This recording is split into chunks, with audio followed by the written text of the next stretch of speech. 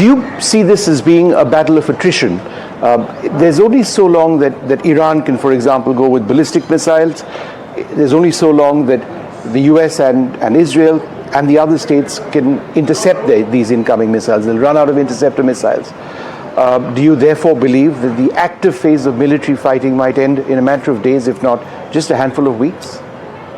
My instinct is that the intensity of this fight will inevitably diminish because plainly the Iranians are running out of missiles. Between them, the Americans and the Israelis appear to have thought this through extremely carefully. Already the intensity of Iranian attacks has dropped off markedly, just as the intensity of Israeli and American attacks has gone up. And to the credit of the Americans and the Israelis, the attacks have been exclusively on regime facilities. Iran's other than that school, of course. Well, horrific. Which may have been, as it were, masking an IRGC operation in the same way that Hamas have used schools and hospitals to protect their military sites. But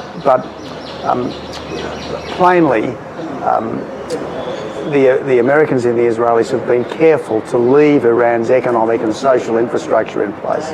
As I understand it, the IRGC facility was a bit away from the school. I mean, there was a perimeter, and they essentially hit both sides of the perimeter, perhaps not knowing that there was a school. But it is tragic when, look, of course, I mean, it's absolutely the most vulnerable right. people are. To give the Israelis their due, they have done more than almost any other military operation to try to minimise civilian casualties.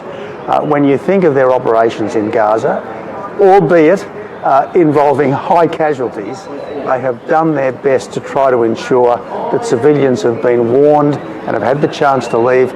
If you compare that with, for argument's sake, the Royal Air Force's bombing campaign against Germany, which literally flattened city after city, there was, by the end of the Second World War, very little, if any, pretense. They were only targeting factories, railway yards, etc. It was carpet bombing. Right. And so let's not be too moralistic here.